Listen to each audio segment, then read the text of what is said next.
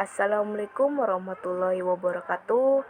Perkenalkan, nama saya Ratna Sri Devi dengan NIM 21060160022 dari Prodi Aquakultur. Yang terhormat Bapak Dosen Alfian Rohmansyah, SSM Hum. Di sini saya akan menjelaskan mengenai tentang paragraf dalam bahasa Indonesia. Yang pertama, saya akan menjelaskan tentang 6 poin, yaitu dalam bahasa Indonesia. Yang pertama adalah definisi dan ciri-ciri paragraf. Yang kedua, unsur-unsur paragraf. 3. Fungsi paragraf. 4. Syarat-syarat paragraf. 5. Jenis paragraf. 6. Pengembangan paragraf. Di sini saya yang pertama akan menjelaskan tentang definisi dan ciri-ciri paragraf. Adalah satuan gramatikal yang lebih besar dan lebih luas dari kalimat. Paragraf dapat dikemas menjadi fungsi memudahkan pengertian dan pemahaman dengan memisahkan satu logik atau tema dengan topik atau tema yang lain, karena setiap paragraf hanya boleh mengandung satu. Umumnya paragraf efektif mempunyai ciri-ciri, yaitu 1. Mengandung satu gagasan utama yang dijelaskan dengan beberapa pikiran penjelas.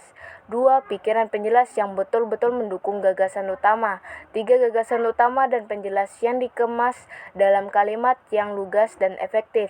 4. Kalimat yang satu berkait serasi dengan kalimat lain dalam sebuah paragraf. B. Unsur-unsur paragraf.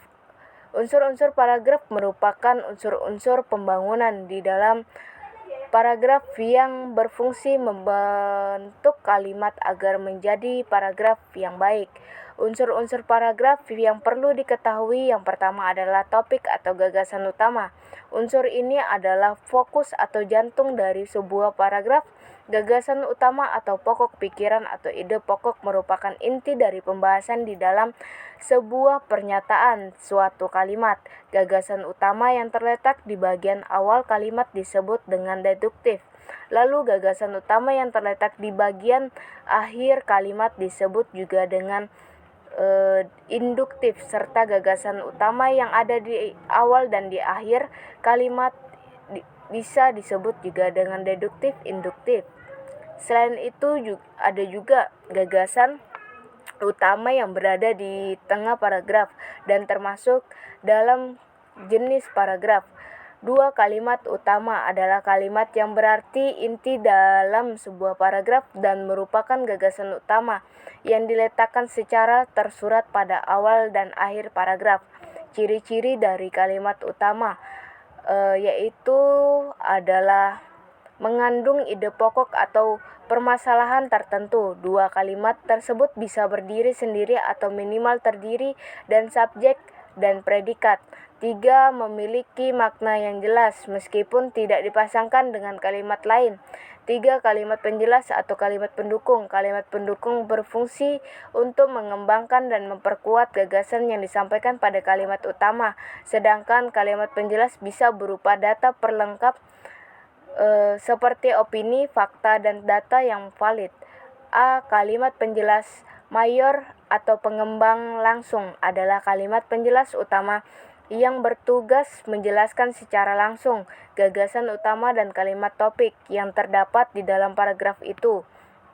B. Kalimat penjelas minor.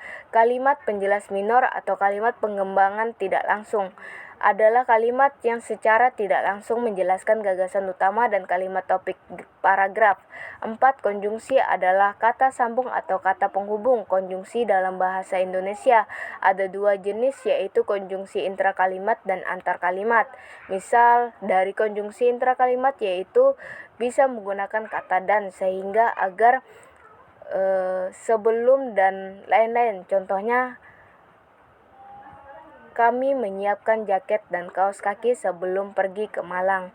Berbeda dengan konjungsi antar kalimat, yaitu menghubungkan antar kalimat dalam satu paragraf, misalnya jadi, oleh karena itu. Namun contohnya, hari ini kota Malang diguyur hujan deras, oleh karena itu kita harus membawa payung di atas saat sedang di luar rumah. C. Fungsi paragraf bagi penulis. A. Paragraf memudahkan pengertian dan pemahaman dengan satu tema dari tema yang lain dalam teks. B. Paragraf merupakan wadah untuk mengungkapkan sebuah ide pokok pikiran secara tertulis. C. Paragraf harus memisahkan setiap urut pikiran yang berupa ide sehingga tidak terjadi percampuran di antara unit pikiran penulis. D. Penulis tidak cepat lelah dalam menyelesaikan sebuah karangan dan termotivasi masuk ke dalam paragraf berikut. E. Paragraf dapat dimanfaatkan sebagai pembatas antar bab karangan dalam satu kesatuan yang berkoherensi, bab pendahuluan, bab isi, dan bab kesimpulan. 2. Fungsi paragraf bagi pembaca. A.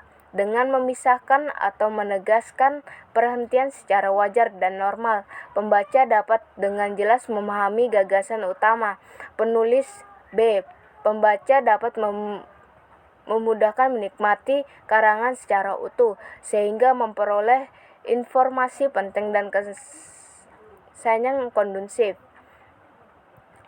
C. Pembaca sangat tertarik dan bersemangat membaca paragraf per paragraf karena tidak membosankan atau tidak melelahkan. D. Membaca dapat belajar bagaimana cara menarik atau menyampaikan sebuah gagasan dalam paragraf tulis. E. Pembaca merasa tertarik dan termotivasi cara menjelaskan paragraf tidak hanya dengan kata-kata, tetapi dapat juga dengan gambar, bagan, diagram, grafik, dan kurva.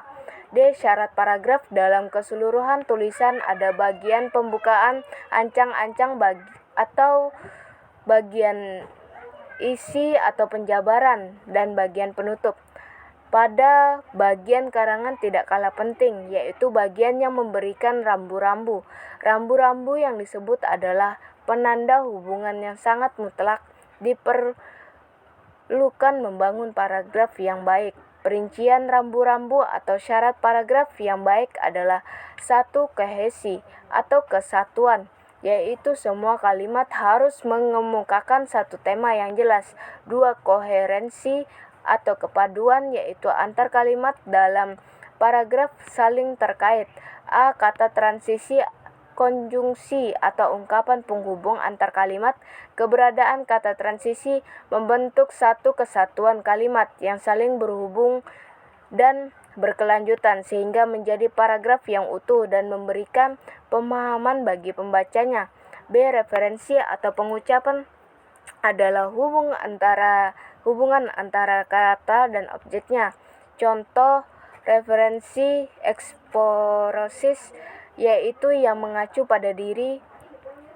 Penutur adalah saya belum sarapan pagi ini. Contoh referensi endoforis adalah mereka. Bapak dan ibu sudah berangkat, mereka naik taksi. Paralelisme atau kesejajaran struktur adalah gaya bahasa yang bersifat berbanding lurus terhadap satu kata yang sejajar. Biasanya digunakan untuk puisi, di mana di setiap baris di dalam satu bait menggunakan kata yang sama. Majas paralelisme dilakukan kata perulangan dengan kata satu dengan yang lain memiliki kesejajaran, tidak harus berupa persamaan kata. Majas paralelisme dapat dibagi dua, yaitu dua jenis majas. Yang pertama adalah majas anafora, adalah majas yang memiliki kata berlawanan di depan baris puisi. Contoh majas paralelisme anafora yaitu: yang pertama adalah sakit sudah berulang kali kau sakiti. Yang kedua adalah sakit hatiku kau injak-injak. B. Majas epifora adalah majas yang terbelakangannya ada di akhir. Contoh majas paralelisme epifora. Yang pertama adalah tangis adalah pengorbanan. Yang kedua, hidupmu adalah pengorbanan. Yang ketiga adalah hartamu adalah pengorbanan. Yang keempat, hanya ingin yang bisa kuucapkan. Terima kasih pahlawanku. D. Elipsis atau pelepasan. Kata yang disebutkan atau dituliskan secara berulang mungkin dapat mengganggu pemahaman. Elipsis atau pelepasan dapat dilakukan untuk menciptakan kepaduan wacana. Sementara itu agar kohesi leksikal antara lain berupa asinonim adalah hubungan antar kata yang memiliki makna yang sama. B. Antonim adalah hubungan antar kata beroposisi makna. C. Hiponim adalah hubungan antar kata yang bermakna spesifik dan kata yang. D. Bermakna generik. E. Repetisi adalah pengulangan kata yang sama. 3. Penggunaan metode pengembangan paragraf. Sebagai penjelas paragraf utama paragraf, metode yang digunakan dari metode proses sampai dengan metode definisi. 4. Setiap paragraf harus mempunyai satu gagasan utama yang ditulis dalam kalimat. A. Kalimat topik pada awal paragraf deduktif. B. Kalimat topik pada akhir paragraf atau induktif. C. Kalimat topik pada awal dan akhir paragraf atau deduktif induktif. D. Kalimat topik pada tengah paragraf disebut ineratif. Selanjutnya kalimat topik pada semua kalimat dalam paragraf disebut deskriptif. 5. Penulis paragraf tetap memperhatikan kaidah satuan bahasa yang lain seperti ejaan, tanda baca kalimat, diksi, dan bentukan kata dalam penulisan karangan ilmiah. Penulisan paragraf harus memperhatikan hal-hal teknis penulisan seperti kutipan sumber rujukan, tata letak grafik, karva, dan gambar. 7. Penulisan pun memperhatikan jenis-jenis paragraf pada posisi bagian karangan pendahuluan, isi, dan simpulan. Yang ke-8, penulisan paragraf yang menjorok ke dalam, sejajar, atau menekuk. 9. Penulisan juga memperhatikan jumlah kata dalam sebuah paragraf, yaitu jumlah kata kosakata paragraf antara 30 sampai 100 dan jumlah kalimat minimal 3 kalimat. 10. Uraian paragraf melebihi 100 kata sebaiknya dibuat menjadi 2 paragraf. E. Jenis paragraf ada 3 jenis kelompok. 1. Berdasarkan posisi kalimat. A. Paragraf deduktif. B. Paragraf induktif. C. Paragraf deduktif induktif. D. Paragraf ineratif. 2. Berdasarkan gaya ekspresi atau cara pengungkapan. A. Paragraf narasi. B. Paragraf deskripsi. C. Paragraf eksposisi. D. Paragraf argumentasi. E. Paragraf persuasi. 3. Berdasarkan urutan. A. Paragraf pembuka. B. Paragraf isi. C. Paragraf penutup. F. Pengembangan paragraf harus diuraikan dan dikembangkan oleh para penulis atau pengarang dengan variatif. Sebuah paragraf dikembangkan menurut sifatnya. Pengembangan paragraf dapat dilakukan dengan satu pola tertentu dan pola dengan kombinasi 2 pola atau lebih. 1. Pengembangan alamiah didasarkan pada fakta dan kronologi. 2. Pengembangan deduksi dan induksi. Pola pengembangan ini berhubungan dengan letak kalimat topik. 3. Pengembangan klasifikasi. Dengan cara klasifikasi itu maka tipe-tipe yang sifatnya khusus atau spesifik dapat ditemukan. 4. Pengembangan analogi. Paragraf lazimnya dimulai dari sesuatu yang sifatnya umum, sesuatu yang banyak dikenal oleh publik, sesuatu yang belum banyak dipahami publik. 5. Pengembangan klasifikasi itu memakai tipe-tipe yang sifatnya khusus atau spesifikasi. Dapat ditemukan sesuatu yang sifatnya kolosal, sangat besar, sangat umum, akan bisa sangat sulit untuk dapat dipahami oleh pembaca jika tidak ditipekan atau klasifikasi terlebih dahulu. Pengembangan komparatif dan kontrastif. Sebuah paragraf dalam karangan ilmiah juga dapat dikembangkan dengan cara diperbandingkan dimensi-dimensi kesamaannya. 7. Pengembangan sebab akibat. Sebuah paragraf dapat dikembangkan dengan model akibat atau sebaliknya. Pengembangan klimaks atau antiklimaks. Paragraf dapat dikembangkan pula dari puncak-puncak peristiwa yang sifatnya kecil dan beranjak terus maju ke dalam peristiwa yang paling optimal tersebut. 9. Pengembangan definisi. Pengembangan paragraf ini digunakan apabila seorang penulis bermaksud menjelaskan suatu istilah yang mengandung suatu konsep dengan tujuan agar pembaca memperoleh pengertian yang jelas dan mapan mengenai hal itu. Itulah penjelasan saya mengenai tentang paragraf dalam bahasa Indonesia. Apabila ada kesalahan dari kata per kata, mohon dimaafkan dan dimaklumin. Itu saja. Baik,